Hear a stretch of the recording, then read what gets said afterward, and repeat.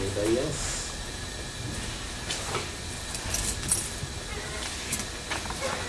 Mike? Yeah, just a couple of things. One thing, I noticed your preamble has changed, and I wondered what public meeting had occurred that you added those things to the restrictions on people being able to talk. Personal attack, I wish you would define what that is, so people know exactly what that is. I mean, Commissioner Johnson, his buddy Bob from Quilcene stands up at a meeting, turns around and calls me a liar and a crook.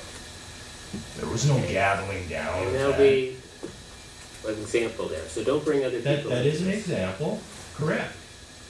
Right? I'm trying to explain what the problem is here. Can I go ahead and do that? Go ahead. Okay. February 4th, when the sheriff came down and Commissioner Johnson had me removed from the hallway, some of his supporters are laughing and snickering while I'm talking, right?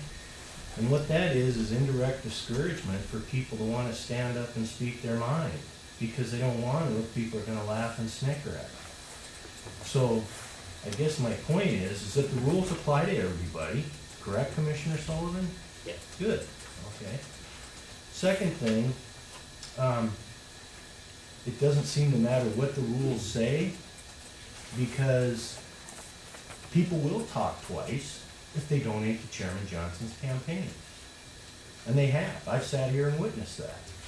And so the fact that you don't want these people's names to come up, that's because you're trying to shield them from the light of public scrutiny. If this was somebody else talking besides me, I'd like to hear who these people are that get to talk twice. I'd like to get to know who these people are that get to turn around and call people liar and crooks at public meetings. I would like to know their names. I think I have a right to know that. But of course, when it's all about secrecy and lack of transparency, this is the place where people come. Second thing is, I'd like to follow up on something Tom said.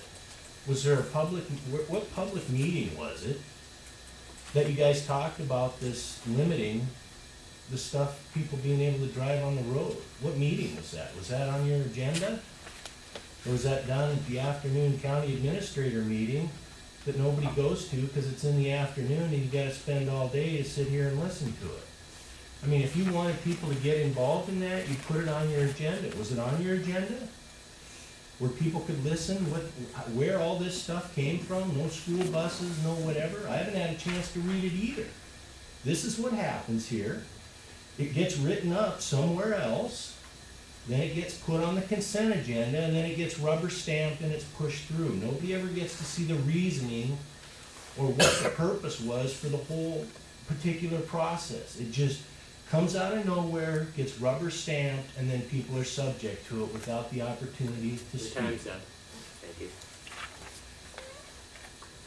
Is there anybody else?